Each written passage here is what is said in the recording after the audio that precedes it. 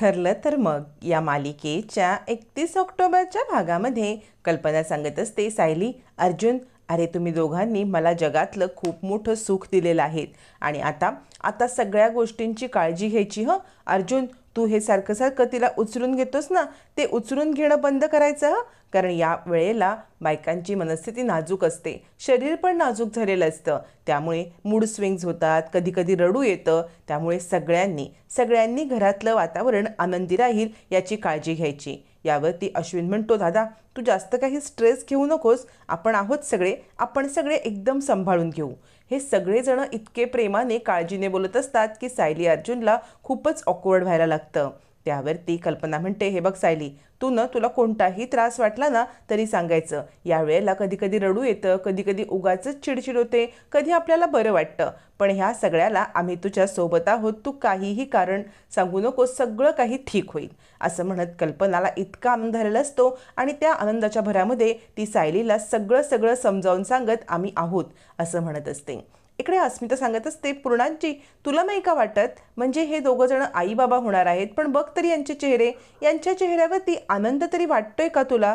बघ तरी तू जरा. मला तर वाटतंय हे दोघं जण या घरामध्ये सायलीचं स्थान पक्क करावं फक्त यासाठी प्रेग्नन्सीचं नाटक करतायत का? असं म्हणत अस्मिता मुद्दाम पूर्णाजीच्या मनामध्ये काहीतरी विष पेरण्याचं काम करत असते. पूर्णाजी खूप चिडते आणि रागारागात अस्मिताकडे पाहायला लागते आणि अस्मिता, बस झालं तो तिरकं डोकं चालणं असं म्हणत अस्मिताला गप्प करते. आता आपली डाळ इथे पण शिजत नाही म्हटल्यावरती अस्मिता तिकडून निघून जाते. तोपर्यंत अर्जुन आता ही सिच्युएशन अवॉइड करण्यासाठी म्हणत असतो, मला असं वाटतंय सायलींना थोडासा आरामाची गरज आहे. त्यांचा चेहरा बघ ना, त्यांना जरा तब्येतीचे इश्यू वाटत आहेत, आपण त्यांना झोपायला सांगूया का? याच्यावरती कल्पना म्हणते, हो जा तू सायलीला वरती घेऊन आणि तिला छानपैकी झोपू दे बरं. असं म्हणत आता इकडे अर्जुन आणि सायली दोघं जण वरती निघतात. विमल सांगत असते, सायलीताई आता सावकाश, जास्त धावपळ वगैरे करायची नाही, हळूहळू पायऱ्या चढा बरं. असं म्हणत सगळेच जण सायलीला काळजी घ्यायला सांगत असतात. अर्जुन सायली मात्र हे सगळं कसं घडलं, काय घडलं या मनस्थितीमध्ये असतात आणि वरती जातात. प्रताप म्हणतो, अश्विन तुला माहिती आहे ना, तसंही तुझ्या आईच्या लेखी आपली किंमत 0 होती, आता ती मायनसमध्ये गेलेली आहे. या गोष्टीची सवय करून घे. असं म्हणत आता सगळेच जण छानपैकी आनंदात असताना पूर्णाजीला प्रतिमाची आठवण येते. ती मनाशीच म्हणते, खरं तर आता मला हिचा स्वीकारच करायला पाहिजे सायलीचा, पण प्रतिमा तू जेव्हा इथे येशील ना तेव्हा मला कुठच्या तोंडाने उत्तर देऊ ग मी, पण आता माझा नाईलाज आहे. असं म्हणत पूर्णाजी स्वतःच्याच मनाशी कल्पनाने सांगितलेल्या सगळ्या प्रकारामुळे प्रेग्नन्सीच्या ती स्वतःशीच आता प्रतिमाची माफी मागत असते. तोपर्यंत अस्मिता प्रियाला भेटायला येते. प्रिया म्हणते, काय ग अस्मिता, तुझ्या चेहऱ्यावरती 12 का वाजलेत? अस्मिता म्हणते, काय सांगू तुला? प्रिया म्हणते, बोल की पटकन, काय झालंय? अगं बोल ना, मला सगळं ऐकायची खूप घाई लागली. याच्यावरती अस्मिता म्हणते, खूप मोठी गुड न्यूज आहे. प्रिया म्हणते, काय? याच्यावरती अस्मिता सांगते, अगं आपला प्लॅन वर्कआउट झाला आहे आणि इतके एपिसोड चाललेल्या ह्या ड्रामाचं खरं कारण कुठे आहे हे आत्ता आपल्याला समजतं. रिपोर्ट पॉझिटिव्ह येण्यामागे अस्मिता आणि प्रिया या दोघींचा हात असतो. अस्मिता म्हणते, एकदम परफेक्ट प्लॅनिंग झालेला आहे, आपला प्लॅन 100% वर्कआउट झाला आहे. प्रिया म्हणते, एक मिनिट, मला सगळं तू डिटेलमध्ये सांग ना, नक्की काय घडलं? असं म्हणत या दोघीजणी आता आपण केलेल्या प्लॅनचीच उजळणी करत घरात काय घडलं याची चर्चा करत असतात. तोपर्यंत इकडे अर्जुन म्हणत असतो, हे घडायला तर नाही पाहिजे आहे, हे रिपोर्ट कसे काय चुकीचे आले? याच्यावर सायली म्हणते, ते रिपोर्टचं नंतर सगळं कळेल की हे चुकीचे आहेत, पण आपण आईंना फसवतोय हे त्यांना कळलं तर? मी तुम्हाला सांगत होते की आपण झोपताना या मधल्या उशा काढून टाकत जाऊ नका, मध्ये उशा लावा. याच्यावरती अर्जुन म्हणतो, सायली तुमचं डोकं ठीक चाललंय ना? अहो, उशा न लावणं आणि प्रेग्नन्सी याचा तिळमात्र संबंध नाही. तुम्हाला कळतंय का की घडल्या प्रकारामुळे तुमचं डोकं काम करणं बंद झालेलं आहे? असं म्हणत तो सायलीला समजवत असतो. सायली म्हणते, मला तर कळतच नाही आहे की या सगळ्या सिच्युएशनला आईंना कसं फेस करायचं आहे. तितक्यात कल्पना दार वाजवल्यावरती सायली अर्जुनचा हात धरते आणि म्हणते, सर मला खूप भीती वाटते, आता आईंना कसं फेस करू? अर्जुन म्हणतो, थांबा मी आहे. मग अर्जुन दार उघडतो आणि आता कल्पना आत येते. कल्पना म्हणते, मी तुम्हाला दोघांना डिस्टर्ब तर नाही ना केलं? अर्जुन म्हणतो, नाही ग मम्मा, डिस्टर्ब कशाला करशील तू, बस ना. कल्पना आता कपाटातला अल्बम काढून घेते आणि म्हणते, सायली बघ, हे सगळे अर्जुनचे लहानपणीचे फोटो आहेत. यातला तुला कोणता फोटो आठवतोय ना किंवा आवडतोय ना, त्या फोटोला मस्तपैकी मोठा एनलार्ज करून तुमच्या रूममध्ये लावू. सायली आता लहानपणीचे फोटो पाहता पाहता तिला वेगळाच भास व्हायला लागतो. तिला संकेत मिळायला लागतात आणि तिला लहानपणीचे आवाज यायला लागतात. ती फोटोवरून हातच फिरवत असते. कल्पना म्हणते, बोल बोल, हा आवडला का फोटो? हा आपण मोठा करून घेऊया, म्हणजे बाळ अगदी अर्जुनसारखं गुटगुटीत आणि छान होईल.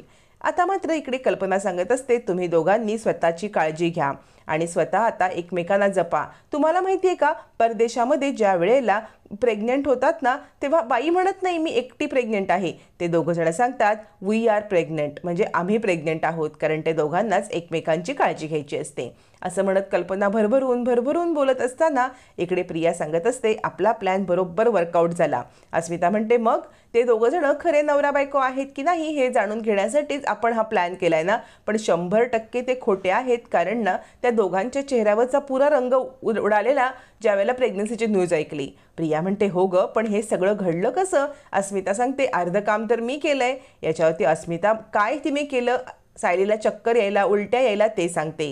अस्मिता सांगते, सायलीला मॉर्निंग सिकनेस व्हावा म्हणून मी किचनमध्ये गेले होते आणि किचनमध्ये विमलला म्हटलं की मी तुला मदत करते, आज सगळ्यांना ताक मी देते. आणि आता अस्मिताने ताक विमलच्या हातातनं घेतल्यावरती इकडे कल्पना म्हणते, पूर्णाई बघितलं का, आज सूर्य कुठे पश्चिमेला उगवलाय.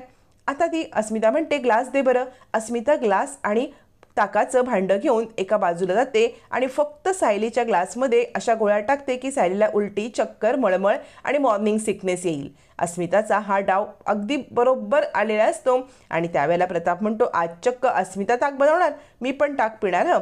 अर्जुन म्हणत असतो, हो, आज ना अस्मिताईने ताक बनवल्यावरती मी 2 ग्लास ताक पिन, कारण अगदी लस्सीसारखं असतं. असं म्हणत सगळेच जण आता अस्मिताने बनवलेलं ताक पिण्यासाठी उत्सुक असतात. त्यातलाच एक ग्लास ज्याच्यामध्ये औषध टाकलेलं असतं तो ग्लास ती सायलीला देते आणि तिथूनच सायलीला उलटी, चक्कर, मळमळ सुरू झालेली असते. अस्मिताने अर्धा डाव खेळलेला असतो. आता अर्धा डाव प्रियाने कसा खेळला हे ती सांगणार असते, म्हणजे रिपोर्टचं सत्य.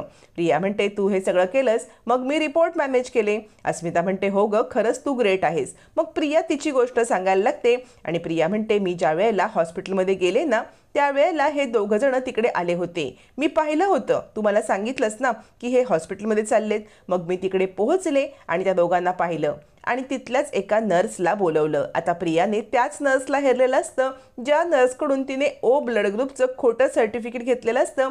तीच नर्स तिला दिसते. प्रिया म्हणते, काय मुलगा कसा आहे तुमचा? बरा आहे ना? त्याच्या आनंदासाठी तुम्ही वाटेल ते करता, पण आता मुलाचं झालं, नवऱ्यासाठी बाईक घ्यायची आहे की नाही? यावर नर्स म्हणते, नाही, तशी काही गरज नाही आहे. प्रिया म्हणते, असं कसं गरज नाही आहे? अहो, आता बाईक तर घ्यायलाच पाहिजे ना. नर्स म्हणते, यासाठी मला काय करायला लागेल? प्रिया म्हणते, फार काही नाही हो, छोटी मोठी कामच तर करायची आहेत तुम्हाला. यावरती नर्स म्हणते, म्हणजे काय? प्रिया सांगते, यावेळेला फक्त रिपोर्ट बदलायचे आहेत. नर्स म्हणते, अरे देवा, म्हणजे पुन्हा रिपोर्ट? प्रिया म्हणते, मग पुन्हा पैसे मिळणार तर रिपोर्ट बदलायला लागतीलच ना. आणि लालची नर्स प्रियाच्या जाळ्यात अडकलेली असते आणि अर्जुन सायलीच्या रिपोर्ट बदलण्याचं काम हे लालची नर्सनेच केलेलं असतं आणि त्यामुळे अर्जुन आणि सायली या दोघांना प्रेग्नंट असल्याची न्यूज आता डॉक्टरांनी दिलेली असते, कारण प्रियाने खूप सारे पैसे त्या नर्सला चारलेले असतात. आता हे सगळं प्रिया अस्मिताला सांगत असते. अस्मिता म्हणते, काय ग, ती नर्स तुझ्या ओळखीची होती का? म्हणजे लगेचच मानली ते? आता प्रिया सावध पवित्रा घेते आणि गडबडते. जर हिला म्हटलं की नर्स ओळखीची आहे, मग कधी ओळखीची झाली आणि ओळखीची कधी झाली हे सत्य प्रियाला कधीच समजून द्यायचं नसतं, कारण प्रियाने ओ निगेटिव्ह ब्लड ग्रुपसाठी तिचा वापर केलेला असतो. प्रिया सांगते, नाही ग, अशी माणसं लगेच कळतात, म्हणजे तिच्या चेहऱ्यावरतीच ती न एकदम हपापलेली आहे पैशाला हे कळत होतं. अस्मिता म्हणते, हा बघ, हा व्हिडिओ बघ. ज्या वेळेला मम्माने सांगितलं ना की सायली प्रेग्नंट आहे त्यावेळेला दोघांच्या चेहऱ्याचा उडालेला रंग तुला दिसतोय का? अगं बघ की दोघांच्या चेहऱ्याचा पार रंग उडालेला आहे.